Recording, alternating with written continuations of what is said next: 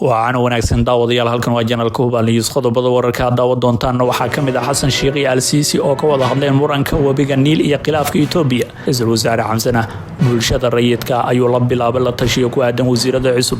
Al-Shabaab jihadii labaad ayay ka weerareen Itoobiya. Xoga kala duwan waxaa laga helayaa dagaal ka qarxay deegaano ka tirsan xadka uu Soomaaliya la wadaago dalka Itoobiya iyo waliba kacdoon ka dhana Cali Gudlaawe oo lagu dhawaaqay. qodobadaas waxay ahaayeen kuwii ugu waaweynaa warka janalka Hubal News. fadlan daawade janalkan kusoo biro kamid noqo saaxiibada kusoo xirmaya ee halkan ka hela wararka xasaasiga aan ku baahino aragtidiina qaybta hoose ugu la wadaaga muuqaalkan oo si share gareeya asxaabtiina laagtiina waynu dhiirigelin haatan kusoo dhawaada qodobadaad maqasheen oo faahfaahsan. madaxweynaha Soomaaliya Xasan Sheikh Maxamuud oo booqasho rasmi ah ku jooga dalka Masar ayaa la kulmay dhigiisa dalkaasi Cabdi Fattaax Al-Sisi. madaxweynaha ayaa la wadaagay dhigiisa Masar mudnaanta ay dowladda Soomaaliya siinayso xiriirka taariikhiga ee ka dhaxeeya labada dal isagoo tilmaamay in booqashadan ay saldhig u noqonayso dib u xoojinta iskaashiga diblomaasiyadeed dhaqaale iyo wada qabsi ee wadaagaan labada shacab ee walaalaha. Xasan Sheikh oo uga mahadceliyay dowladda iyo shacabka martigelinta kumanaanka arday ee Soomaaliyeed oo dalkaasi u jooga waxbarashada ayaa sheegay muhiimadda ay dowladda Soomaaliya u leedahay dib u soo celinta doorka dowladda Masar ee ka qaadato horumarinta waxbarashada dalka, dhismaha ciidamada iyo la dagaalanka argagixisada. dhankiisa madaxweynaha dalka Masar Cabdi Fattaax Al-Sisi oo ugu ambaliyay madaxweyne Xasan Sheikh Maxamuud dib u doorashadiisa ayaa ku bogaadiyay shacabka iyo dowladda Soomaaliya dadaalka ay ugu jiraan dowladiska iyo xasilinta dalkooda. waxa uu sheegay in dowladda Masar ay si buuxda u garab taagan tahay xaqiijinta Soomaaliya heshiisa midaysan xasilooni oo horumar ku talaabsata. sidoo kale Al-Sisi ayaa soo hadal qaaday in isaga iyo madaxweynaha Soomaaliya Xasan Sheikh Maxamuud ay si gaar ah uga wada hadleen arinta la xiriirta wabiga Niil gaar ahaan muranka ka dhaxeeya Itoobiya Masar ee ku aadan biyo xireenka ee wada dowladda Itoobiya. Al-Sisi war kooban oo uu ku qoray bartiisa Twitter-ka ayuu ku yiri waxaana soo bandhignay buu yiri qatarta ay leedahay siyaasadda halka dhinaca marka la fulinayo mashaariicda wabiga iska gudbayo xuduudaha taa oo la sheegay inay tahay hadal ay ku durayeen dowladda Itoobiya oo iyadu wada mashruuca ay biyo xireenkan ku sameynayso. sidoo kale labadan madaxweyne ayaa iska xog wareysteen xaaladda gobolka iyo caqabadaha ka jira iyadoo madaxweyne Xasan Sheikh Maxamuud uu uga warbixiyay dhigiisa dalka Masar qorshihiisa ku saleysan Soomaaliya heshiisa dunida heshiis la ah in dowladda federaalka Soomaaliya ay hagaajinayso in xiriir wanaagsan oo ka turjumaya iskaashi iyo wax wada qabsi ay la yeelato dhammaan dalalka ay la tahay saaxiibka dariska iyo waliba dan wadaagta. dowladda Soomaaliya iyo Masar ayaa waxa ay wadaagaan xiriir qoto dheer oo ku saleysan iskaashi ganacsi waxbarasho iyo wada qabsi. hase yeeshee wuxuu xumaa 5 sano ee dalku uu hogaaminayay Maxamed Cabdullaahi Farmaajo.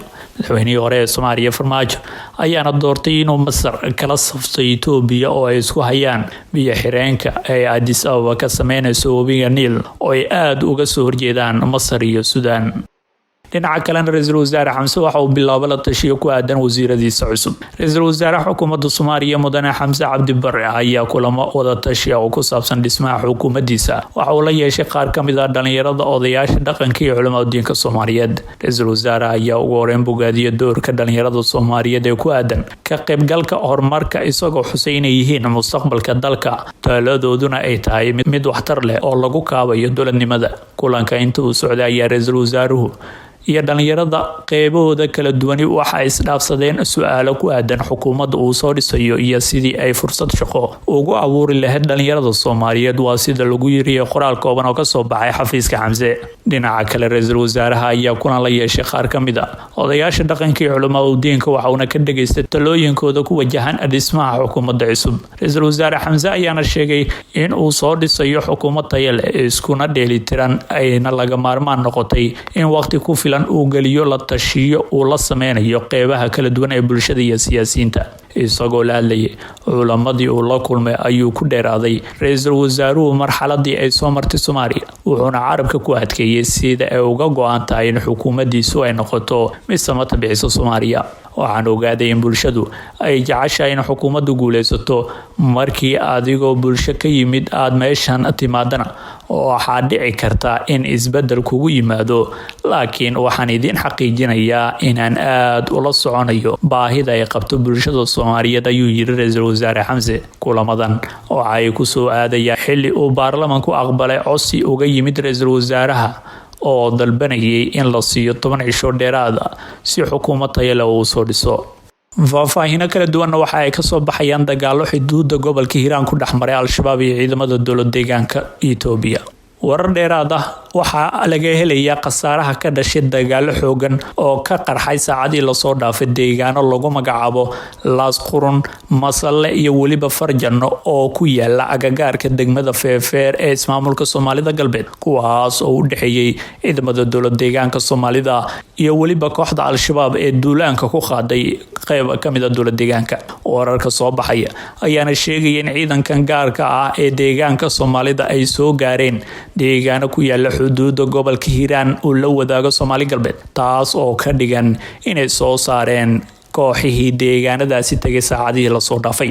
sida ay warinayaan ilo wareedyo muhiima, kooxahan ayaa ka duulay gudaha dalka Soomaaliya gaar ahaan deegaano ka mid ah gobolka Hiiraan, iyadoona yoolkoodu u ahaa sidii ay qayb uga noqon lahaayeen dagaalo maalmihii lasoo dhaafay kooxdan iyo ciidanka Soomaalida state ku dhexmaray deegaano ka mid ah gobolka Afdheer.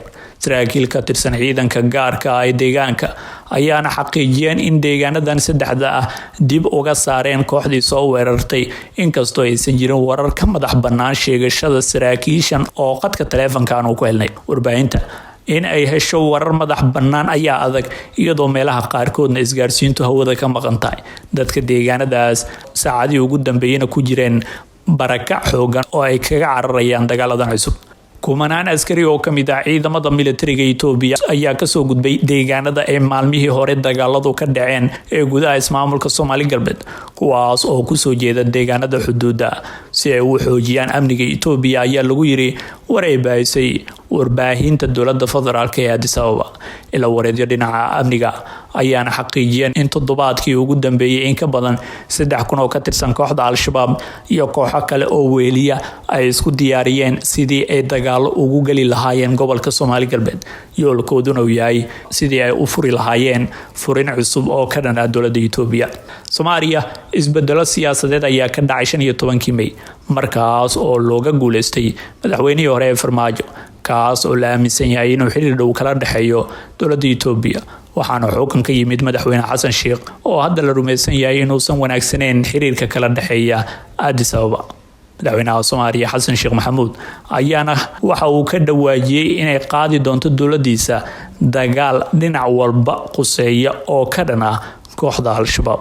وهاجي داود يلي كان وحن ويجينا كعضون كدنا علي جود الله ويا لو جدوا جنرال أبوكر حاج ورسم حود أو سوى نوجا سوريا ده معمول كير شبله بس حيلي أسيد عيسى دولة دي مدحوين فرماج الله كان مقدش إسلام مركز نقاطين نبضة أيا كل واقع كعضون اسم generaalkan ayaa waxa uu shir jaraa'id oo qabtay wuxuu ku sheegay in marnaba uusan isbedelin mowqifkiisii hore ee kacdoonka, kaas oo uga soo horjeeday madaxweyne Cali Guudlaawe.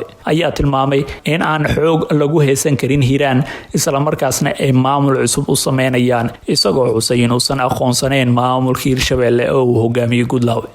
marka xamar nimid in aan ka hadalno arin ceeriin ah mar walba waxa isku dayeynay in aan ka gungaarno wax walba, ayuu yiri. waxaan shirkan jaraa'id u qabanay Hiirshabelle mowqifka ay taagan tahay iyo mowqifka aan ka taaganahay haddaan nahnay kacdoonka Hiiraan ay aad u kala fog yihiin, marnaba aysan isku imaan karin, ayuu yiri Xuud. haddii la isku dayana aan la isku soo jiidi karin kacdoonka iyo maamulka Guudlaawe, sababtu waxay tahay buu yiri marqaati ma doonto meesha taalla ay tahay wixii dhacdooyin ahaa ee ka dhacay Hiiraan in aan waxba laga qaban. sidoo kale waxa uu sheegay in xalka xiisada taagan uu ku imaan karo wax ay raali ka yihiin reer Hiiraan, isagoo xusay in reer Hiiraan ay isku duuban yihiin kadib masiibooyinkii ka dhacay Beledweyne.